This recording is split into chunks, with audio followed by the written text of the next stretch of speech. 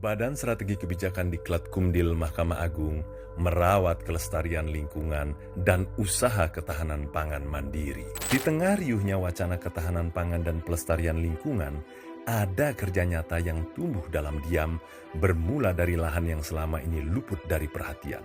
Di lingkungan Badan Strategi Kebijakan Diklat Kumdil Mahkamah Agung, ruang kosong di belakang kantor tidak lagi menjadi sekedar tanah tak terurus. Ia telah berubah menjadi ruang hidup yang produktif, terawat, dan memberi makna. Lahan yang sebelumnya terbengkalai kini ditata menjadi ekosistem kecil yang berfungsi.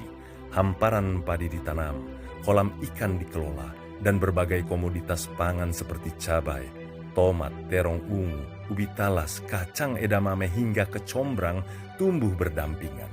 Semua diupayakan secara mandiri dengan memaksimalkan apa yang tersedia tanpa bergantung pada skala besar atau intervensi yang rumit.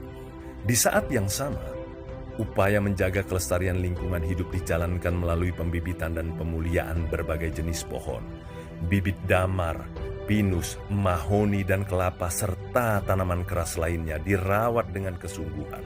Dipersiapkan untuk ditanam kembali sebagai bagian dari siklus yang berkelanjutan. Ini bukan sekedar aktivitas tambahan, melainkan bagian dari kesadaran bahwa keberlanjutan harus dirawat sejak dari hulu. Apa yang dilakukan bukanlah simbol atau proyek sesaat. Ini adalah praktik yang terus berjalan, mengolah tanah, menanam, merawat, dan memanen.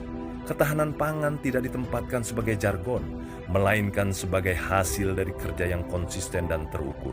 Begitu pula dengan pelestarian lingkungan yang diwujudkan melalui tindakan konkret, bukan sekedar komitmen di atas kertas. Dari lahan seluas kurang lebih 1.000 meter persegi itu, tumbuh sebuah pelajaran sederhana namun kuat.